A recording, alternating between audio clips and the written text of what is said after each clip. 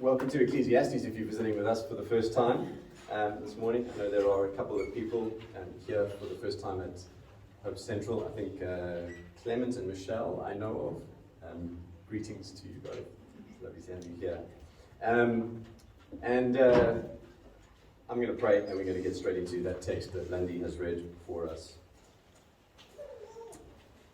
By grace we'll stand on your promises, and by faith we'll walk as you walk with us. And so, Lord, help us to, in the framework of your great and precious promises and the reality of your presence with us as we walk through life, holding on to those promises, would you minister to us now, each of us where we are at, for Jesus' name's sake. Amen. You will have had a handout. Raise your hand if you didn't get one.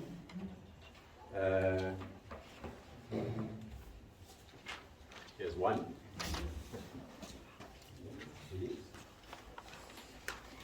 That'll give you a little bit of a steer as to where we're going. Let's drop this a bit. There we go.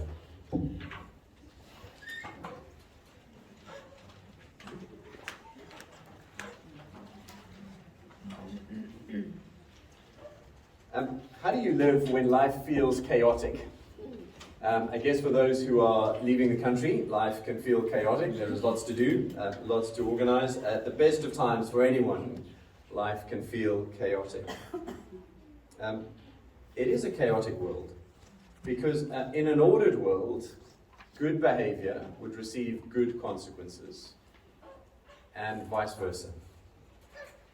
If there was anything or anyone ordering the universe who was vaguely capable of governing, then, according to our opinion, that is how it should work. We're inclined to think. Certainly that's been an argument that's been used against Christianity. If God is good and he is in control, if he really is governing, then life would be more ordered. He would limit the chaos way more than what he has. That instinct doesn't just come to unbelievers, though. It comes to large sectors of the church as well. Many churches claim to offer a version of Christianity where God does promise to behave in a more ordered way, more according to our wishes. So if you're faithful, he will bless you. That straight line will be drawn. He will limit the chaos of illness or financial struggle, and in the process, you'll stand out as some kind of a superhuman witness to the unbelievers and to the less faithful Christians, to whom God won't deliver those things. In the face of chaos, we need a theology of chaos. We need a biblical doctrine and understanding of chaos. The tumor, the victimization, the retrenchment, the recession, the pandemic. And we've covered some ground in our series already, giving us a bit of a background, a theology of chaos. We've examined the fact that God created, and he created an ordered world. Second verse of the Bible, we're told that it wasn't so initially. Verse 2, the earth was formless and void, and darkness was over the face of the deep representing the sea, which represents chaos. And so God steps in. And the orderliness of the creation account, which you read in Genesis 1 and 2, it is deliberately written as such to reflect the fact that an ordered God creates the world in an ordered way. It is all in proper order and relationship. And then God gives a mandate to his pinnacle of creation, humanity, to, in his image, operate as those who continue to bring order to the world for the sake of human flourishing. And yet Genesis 3 introduces chaos. God has deliberately frustrated. As we've disordered things, so God deliberately frustrates our ability to work in that world, so that we ultimately seek and we find him.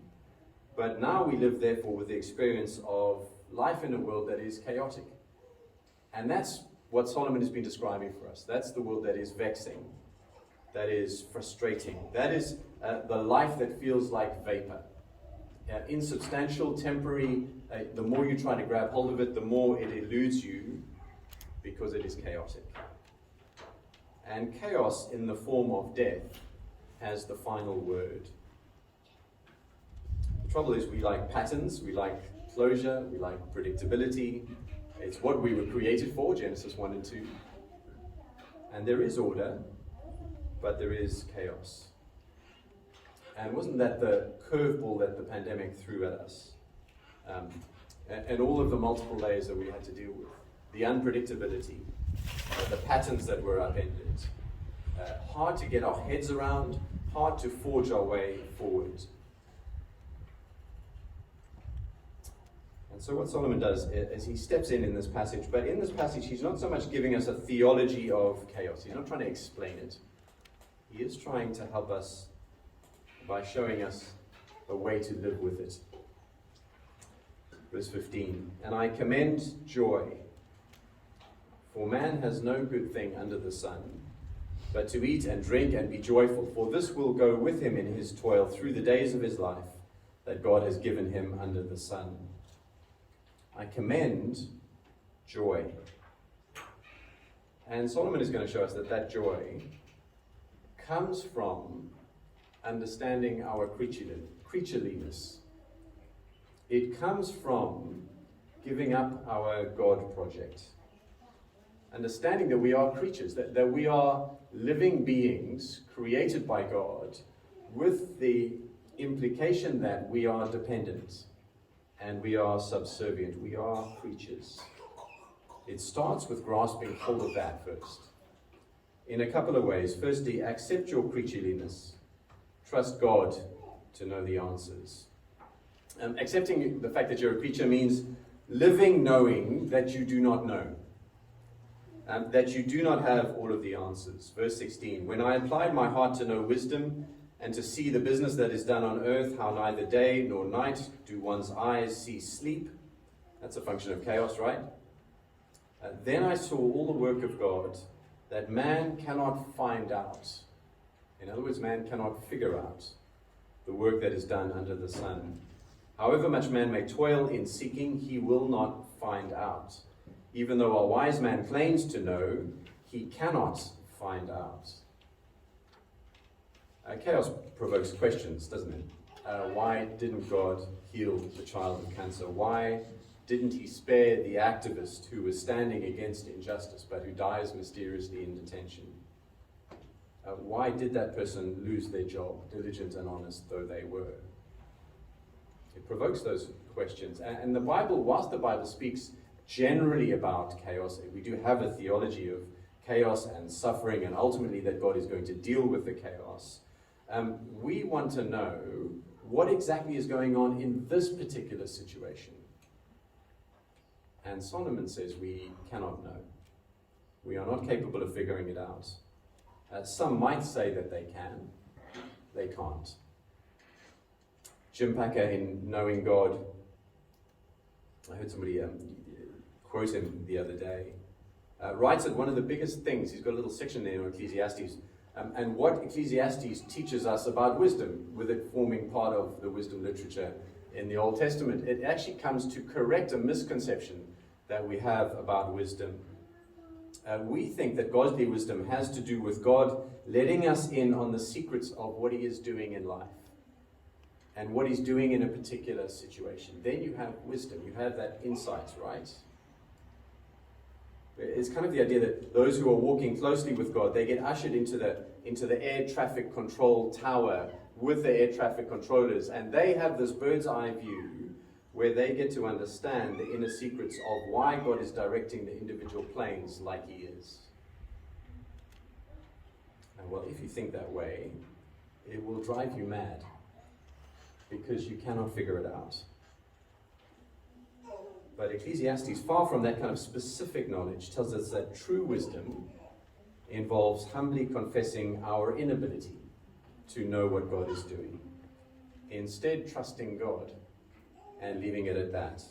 Chapter 9, verse 1, but all this I laid to heart, examining it all, how the righteous and the wise and their deeds are in the hand of God. That double admission, I cannot figure it out, work it all out. I don't know all of the answers. Together with, I trust God, in whom all of it is in his hands. And sometimes that's been illustrated in the way that Corrie ten Boom does in a poem that she writes, "Life is but a weaving." The idea of a tapestry. Others have used the image, but this is how she describes it in her poem. "My life is but a weaving between my God and me. I cannot choose the colours. He weaveth steadily. Oft times he weaveth sorrow, and I, in foolish pride, forget he sees the upper, and I the underside." See, he, the Creator, sees the upper side. He has the perspective and the plan in mind. I, the creature, only see it from below. I don't know. I don't have his perspective. But I do know that he knows. And so whilst it may feel chaotic, and it would have for Corrie ten Boom in the Nazi concentration camp, Christian, know that you are in the hand of God.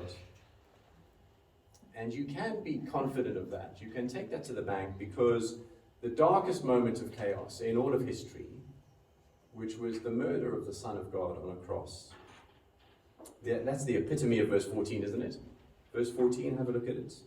"Where it was done to the righteous one according to the deeds of the wicked."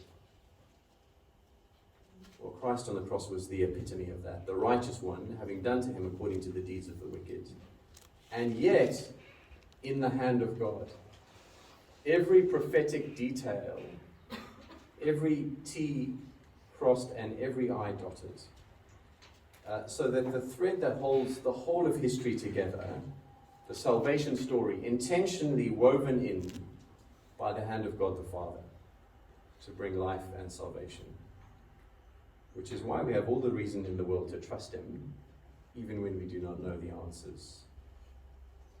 Corrie ten Boom goes on, "The dark threads are as needful in the weaver's skillful hand as the threads of gold and silver in the pattern he has planned. He knows, he loves, he cares. Nothing this truth can dim. He gives the very best to those who leave the choice to him." Second element of creaturely limitation is the area of controlling the future. And so our second point is accept your creatureliness. Trust God to control tomorrow. And Solomon makes that point in the form of a bracket around a central piece. The central piece is in verse 7 to 10. We'll come to that in point 3. The brackets are verse 2 to 6 of chapter 9 and verse 11 and 12. And the point the brackets are making is, we do not control what comes tomorrow, but we know the one who does. The same event happens to all. You get that in verse 2 and 3. It is the same for all, since the same event happens to the righteous and to the wicked, to the good and to the evil, the clean and the unclean, to him who offers sacrifices, him who doesn't. As the good one is, so is the sinner. As he who swears, as he who shuns an oath. No matter who you are, the same event happens to all. But verse 3, this is an evil, meaning this is an experience of evil that doesn't make sense. In all that is done under the sun, that the same event happens to all. There is nothing that you can do, ultimately by your actions, to dictate the things that happen to you. And Solomon is not contradicting what he said earlier on in the book when he said it is better to live wisely with wisdom and to live righteously. That life will generally go better for you when you do. You will prevent some of that self-inflicted chaos.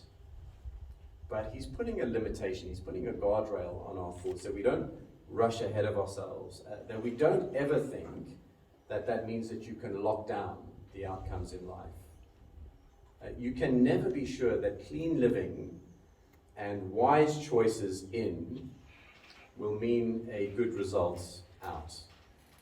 You cannot control or bring order to tomorrow. The same event happens to all. And the ultimate reminder of that, the knockdown argument, the epitome of chaos, is death. That's there in verse 3. Also, the hearts of the children of man are full of evil, and madness is in their hearts while they live. And after that, they go to the dead. And it's there in the end bracket, verse 12. For man does not know his time, like fish that are taken in an evil net, and like birds that are caught in a snare. So the children of man are snared by death at an evil time, when it suddenly falls upon them. Death's not fussy. It doesn't show favoritism. It takes everyone.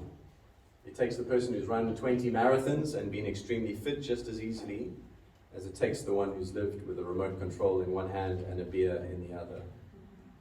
Much of the health and fitness industry tries to argue differently or pretend differently. Every now and then I watch a guy called Dr. Eric Berg. He's got a YouTube channel, 9 million subscribers, medical doctor. He calls himself the knowledge doc. And I find some of the things informative and the others I take with a pinch of salt. But he said something the other day. I thought, wow, you are seriously taking yourself too seriously. Where he started to say, you know, I don't know how old he is, but he looks pretty youthful, and people keep commenting on that. And he says, my aim of all of this is to get younger as I age. And we know what he's saying, don't we? You're like, well, yeah, you want to feel a bit, you don't want to wake up stiff in the morning, and you want to feel like your gut is working reasonably well. We know what he's saying, but there's a limit on that, isn't there? At some point, aging is going to happen, to you, like it or not. We may delay it, we may be stronger or healthier until we die. We may have a really good-looking corpse. But it doesn't make that much difference. We all face the same, full stop. Death stops the delusion of order, that somehow we can bring order out of the chaos of tomorrow and control it. And James chapter 4, I remember somebody saying that James is Solomon's New Testament twin, with the kinds of things that he says, so much in parallel. Chapter 4, verse 14, you do not know what tomorrow will bring. You don't even know what tomorrow will bring, let alone control what tomorrow will bring. It could well be the day that the mist of your life vanishes fully and finally. You do not know it, you cannot control it. And so we hear about prosperity preachers and overstated healing ministries that are getting ahead of themselves. The danger of those ministries is not just them stealing people's money, vulnerable people's money. It is not just selling false hope that ultimately disappoints. Here's the real tragedy of those ministries. It means that for now, for this lifetime, people will walk on in life not really trusting the God who controls tomorrow. Not really trusting him, not really walking with him by faith in the face of real life in chaos. It's treating God as a slot machine, that if I put enough faith in or money in, I hope to win the health and wealth jackpots. Well, if you audited those ministries, every single one of them, I can guarantee you that the death rate for every person attached to those ministries in the vaguest way is still 100%. So we are preachers who are not in control of our future. And Solomon wants us to know that that is not a morbid thing. It is right for us to laugh at that. I was at Piner's Place retirement development on Thursday morning. I spoke to a very special group of 10 ladies, dear saints. And Molly was asking me as driving into school, what are you going to be speaking to them about? And I said, I'm going to be speaking to them about death. And she said, Dad, you can't do that. You haven't met these people before. Can you not, at least for the first one, talk about something happy? But actually, this isn't morbid. It was such a refreshing, invigorating time speaking on the topic and then chatting with them afterwards, because you realize these are ladies who've been shaped in their walk with Jesus over the years more and more to trust God for tomorrow. They live in a context where people are dying all the time. Apparently, it was a lady called Jill who died last week, who all of them knew.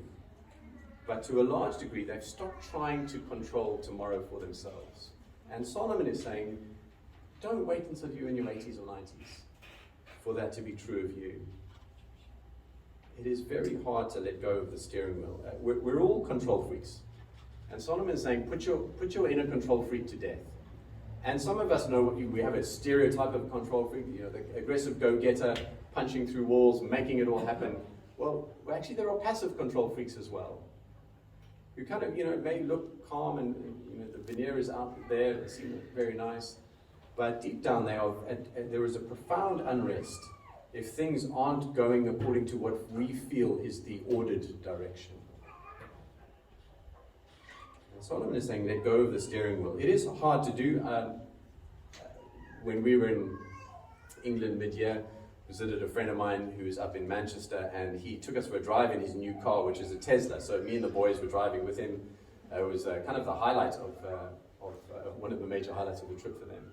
And we were on a 4-lane highway, lots of cars kind of bombing past us. We were going, whatever, 100, 120 k's an hour. And Barry was driving until he wasn't driving anymore. Because Teslas know how to drive themselves, apparently. And so it was disconcerting. He takes his feet off the pedals, and he takes his hands off the steering wheel. And every instinct in you wants to grab hold of the steering wheel again. And we hear this truth that God knows the answers, and He controls tomorrow. But boy, is it hard for our fingers to be prized off of the steering wheel. We get our education to secure our future. We lock in those long-term relationships that are going to provide stability for us. We make our plans. We get our children established. All of those are good things to do. But much of what drives us is protecting ourselves and our children against what the future may throw at them. Well, try as you might, you cannot do it. Verse 11, again I saw under the sun that the race is not to the swift, nor the battle to the strong, nor bread to the wise, nor riches to the intelligent. It's fine being swift and strong and wise and intelligent, but you do not win the battle by being all of those things. But time and chance happen to them all. And this is not the materialist atheist understanding of the word chance. We mustn't think chance in those terms when we read the Bible. Chance to the atheist is this impersonal, overriding force that governs everything, this randomness and this kind of seeming chaos to things.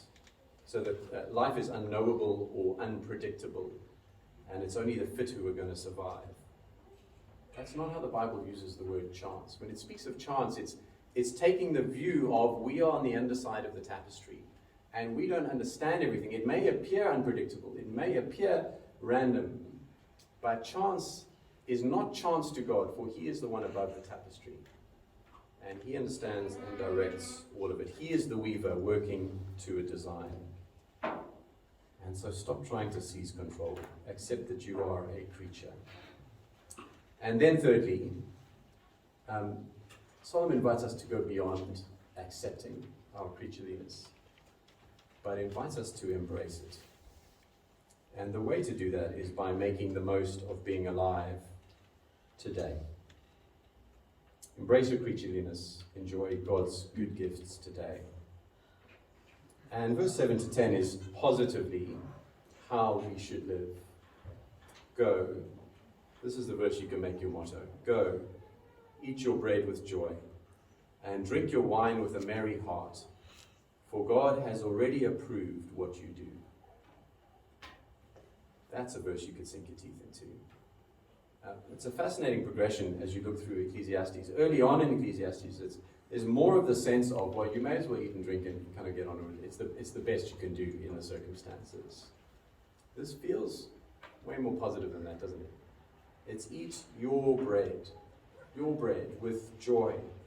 Drink your wine with a merry heart. When I was in the corporate world, there started to be a trend where people no longer took lunch breaks. The pressure was mounting, and so people would just, they wouldn't go out, they wouldn't hang out with others. You just eat at your desk, you carry on working, you try not to spill stuff on your laptop keyboard. So busy concentrating on the screen, you didn't register what you're eating, let alone enjoy it. And Solomon would say that's not living. Rather, verse 8, let your garments be always white. Let not oil be lacking on your head. That's the imagery of the very opposite of mourning, sackcloth and ashes and the grey. This is the language of indulgence almost, of luxury, of being out in the sun and enjoying the experience. These are way more than the bare necessities. And so Solomon is saying, don't be miserly or ascetic, don't be super spiritual, that you forget that you are an embodied human being to whom God has gifted treats, good things to be enjoyed.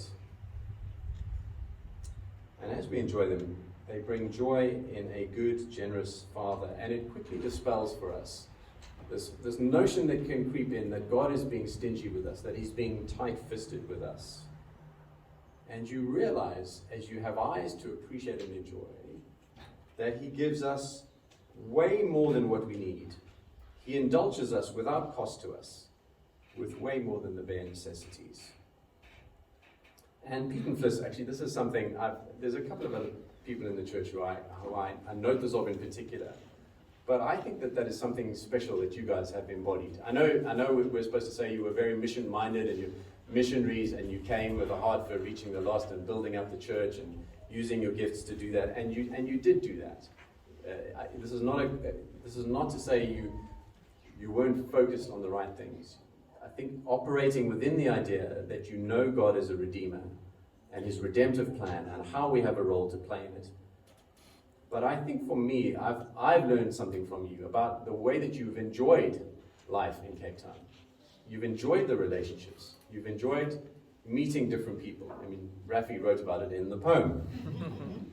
And you've enjoyed life in Cape Town.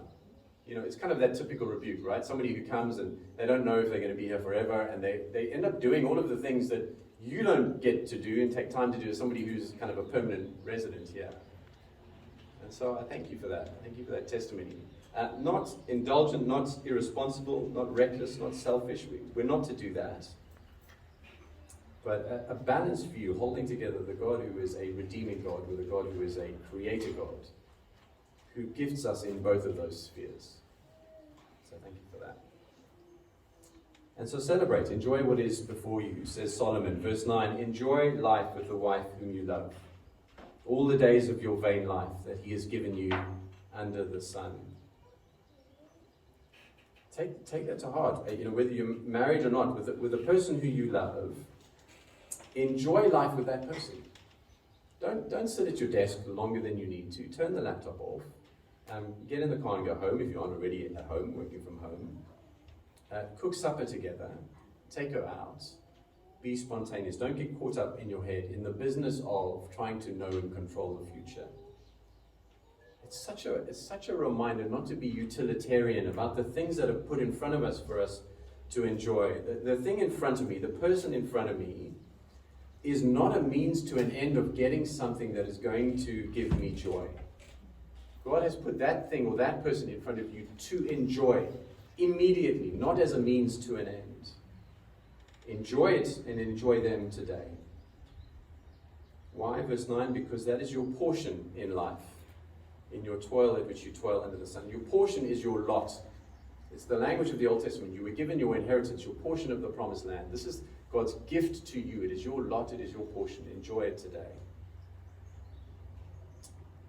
And then verse 10, whatever your hand finds to do, do it with all your might.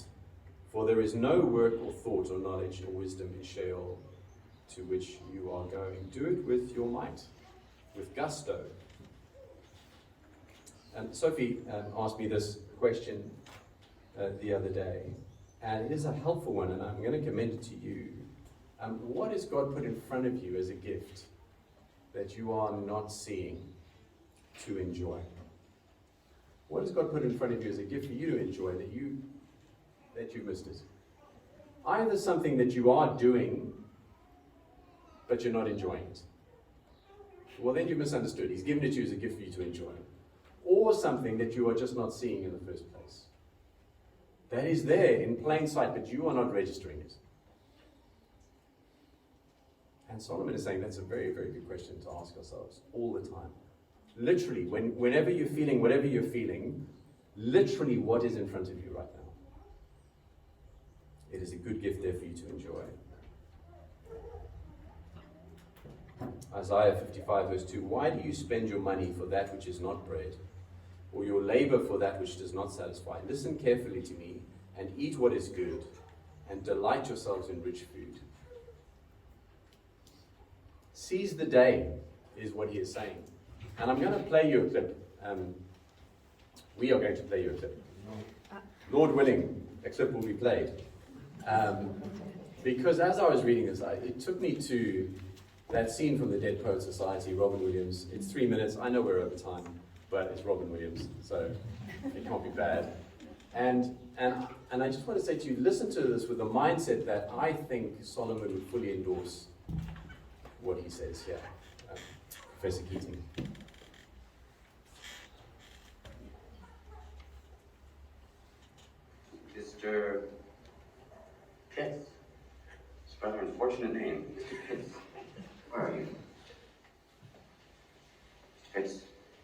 Hymn note, page 542.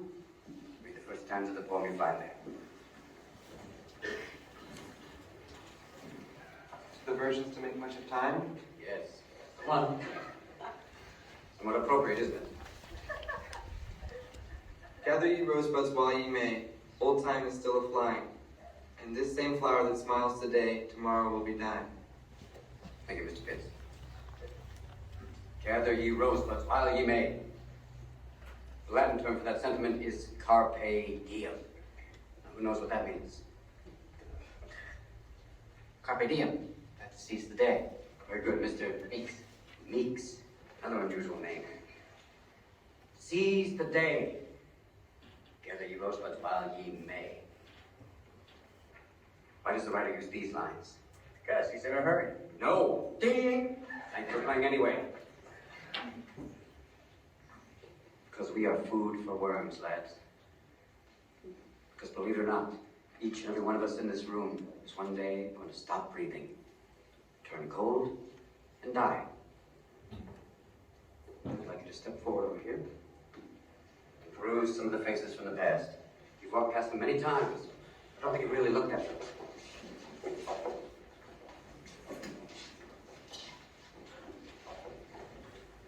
They're not that different from you, are they? Same haircuts, full of hormones, just like you. Invincible, just like you feel. The world is their oyster. They believe they're destined for great things, just like many of you. Their eyes are full of hope, just like you. Did they wait till it was too late to make from their lives even one iota of what they were capable? Because you see, gentlemen, these boys are now fertilizing daffodils. If you listen real close, you can hear them whisper their legacy to you.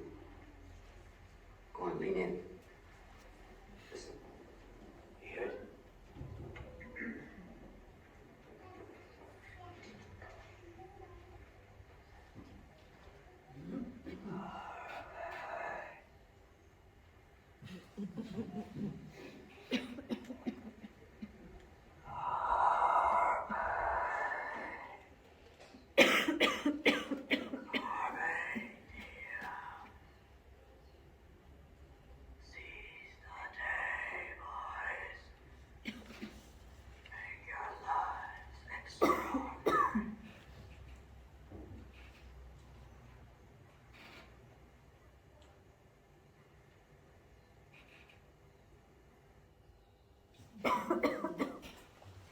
Everybody tells you words and ideas can change the world.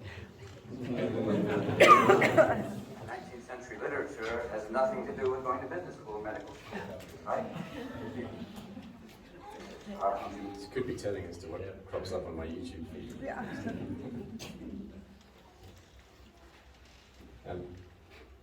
C.S. Lewis wrote this during World War II. We may as well leave the future in God's hands, for God will certainly retain it whether we leave it to him or not. Never, in peace or war, commit your virtue or your happiness to the future. Happy work is best done by the man who takes his long-term plans somewhat lightly and works from moment to moment as to the Lord. It is only our daily bread that we are encouraged to ask for. The present is the only time in which any duty can be done or any grace received. Life is gift has been one of our big take-homes. The great joy of receiving grace, well, it can only happen one day at a time. We cannot receive the grace that is for tomorrow today. And if we live for tomorrow instead of today, well, we will miss grace for today. And it will rob us of joy. We can leave these things in God's hands. The final confirmation that what Solomon says is true is there in the new creation. Two things about the new creation that mean we can really trust him when we're finding it hard to take our hands off the wheel. The first is that there will be no more sea. There will be no more sea. The new heavens and the new earth appear, Revelation 21, for the first heavens and earth have passed away, and the sea was no more. And Peter will be a little bit upset about that because of this whole surfing thing. I take it that if if you being able to surf is essential to your eternal joy, then there will be a way of surfing. But the fact that there is no sea means God would have removed the chaos. So him who, whilst he was on earth, calms the storm in the Sea of Galilee by saying, "Quiet, be still." Well, he has removed the sea. The chaos is gone. And instead, it will be a place of feasting. That is the joy. And so every moment of feasting now, as we eat and as we drink and as we enjoy what God has put before us, is an anticipation of a meal that we will enjoy then. It means that when we get to that meal and sit at that table, it will feel familiar. It will be a place where we are comfortable. I'm going to close in prayer.